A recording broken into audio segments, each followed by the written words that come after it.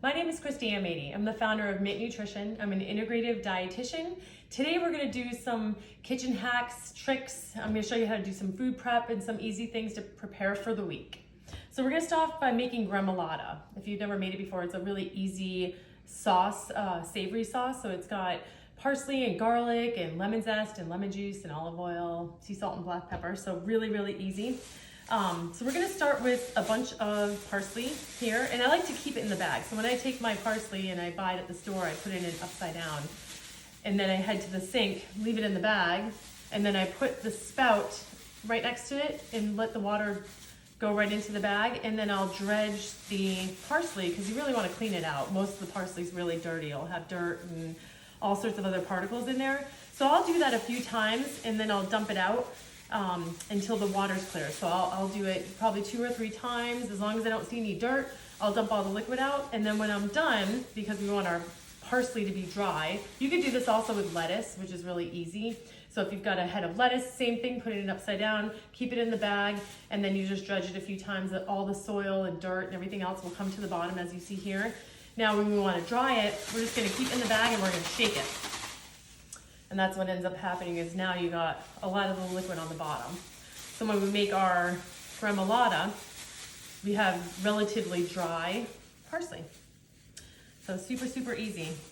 And I'll give you a little trick here too, because a lot of people think that you have to pick all the little leaves off and you don't.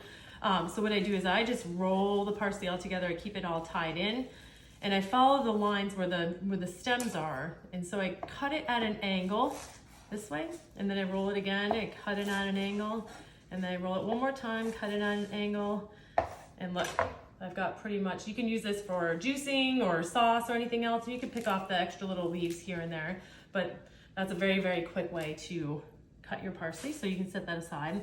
And look through here and see if you see any big stems. Sometimes there's a few that sneak in there, and then we're gonna take all the parsley and we're gonna bunch it all together. So you can use different herbs too if you want to brighten it up and use mint, or you can put some cilantro in there. But generally Gremolata is mostly parsley. You can spice it up by putting some red pepper flake. Super, super easy. And if you put a wet paper towel on the bottom of your cutting board, it should slide a lot less. Mine's sliding a little bit because I think it's worked. So you're gonna chop this pretty fine. So you're gonna put that all together. And Gremolata is really nice because when you put olive oil in it and you keep it in the fridge, you can use it pretty much for the week. So we're gonna set this aside once I chop this up, and I'll show you how to get your garlic all ready. Now this is all set. We're gonna put it in a bowl. Okay, and then I'll show you how to do the garlic. Okay. So I like using fresh garlic because it's better for you, and it has some really cool phytonutrients in it, phytochemicals in it that are called allicin, that are very cancer protected. So the more that you chop the garlic, the more the phytochemicals get stronger, so they're better for you. So generally I like to use fresh. So I'll put my garlic bulb in a Ziploc bag. Don't close it all the way. If you do, it'll blow out the bottom. And then I like to use a mortar and pestle. So you can use this, we'll crush the garlic with some sea salt, and that, especially when we're using it in a sauce or salad dressing or something else that we're not cooking, it'll take the heat out so it won't be so hot and burning. So first we're just gonna really break up this garlic bulb, and I wanna break the skins. And you can save this if you want to and keep it in the fridge if you're going to use this later. Probably save up for a week.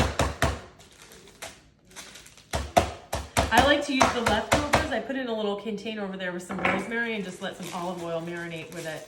So see how easy it is? You can pull out these big pieces of skins. And then in here, we've got fresh crushed garlic. Now, if you see any green stems, so if I see any, I'll show you. So when you look at the garlic and you pull off the outside, you can use a paring knife if you want to. If the little root in there, if that's green, you want to take that out. If you don't take it out, it'll be really bitter. So we're just going to use a couple garlic cloves because we don't have a lot of parsley. Otherwise, it's going to be really garlicky.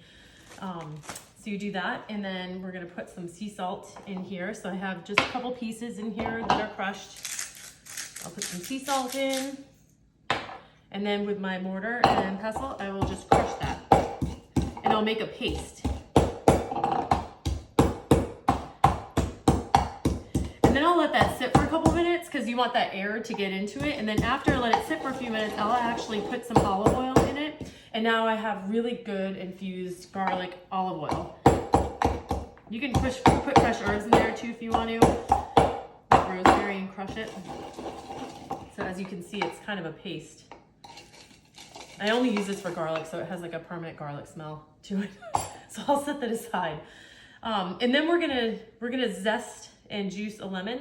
So you always want to zest it first. So before we zest it though, we're gonna roll it because it's gonna loosen up a lot of the juice on the inside. So when we go to juice it, we can get the juice out pretty easily. So you're gonna do that, roll it pretty good. And then I have this lovely little zester, or you can also use a cheese grater as well. So you just basically want to lightly, not super hard, but just until you get just to the white. So you're just gonna scrape it a couple times, watch your fingers because it'll scrape your fingers. You just see how it's just before you get to the pith. So you really want that nice, only the yellow part. Avoiding any black or discolored or not so very nice parts of the lemon. And this makes anything brighten up. So you could put this in your grains, you could put it in your beans, you could put it in anything like that. Okay, and then you just scoop that out. We're gonna cut this in half and then we're gonna juice this. I like to use my fingers so I can catch all the lemon seeds.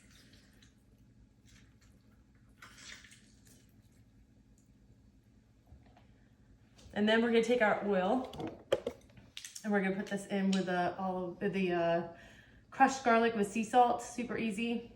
So I'll put in like about 1/4 cup in here, about 4 tablespoons. And then I'll mix that around.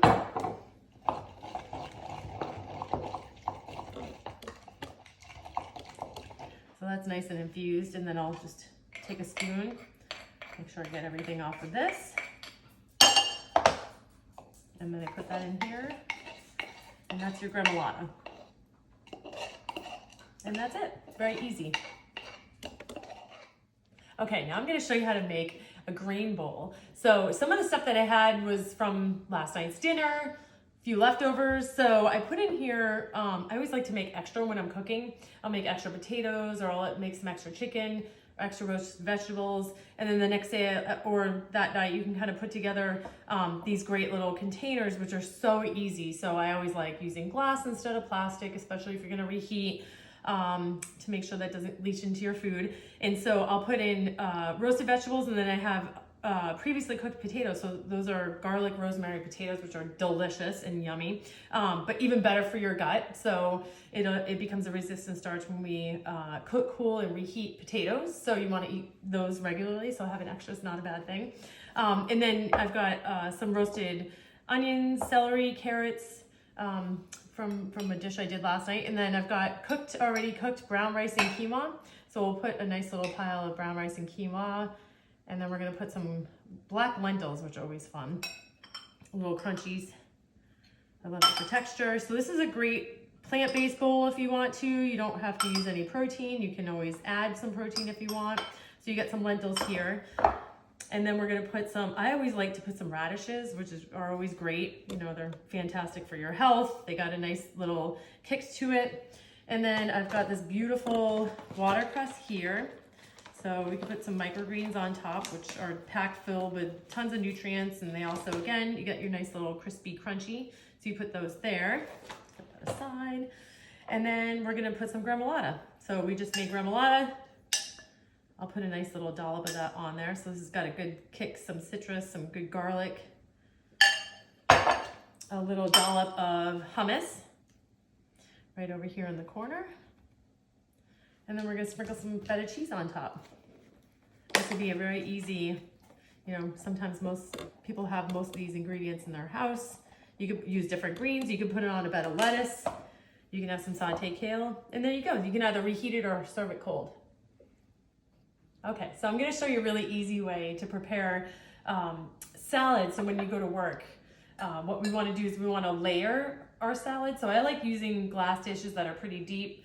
And on the bottom, you put your hearty vegetables, you'll put your turkey, bacon bits if you want to, and then, you know, we're gonna make actually a cabbage sauce, so we'll put that on the bottom, and then you put your greens on top. So, and your dressing on the bottom as well. And so when you're ready, you close the top and you just shake it so that you don't really have to mix it up at all. And that should get nice and incorporated.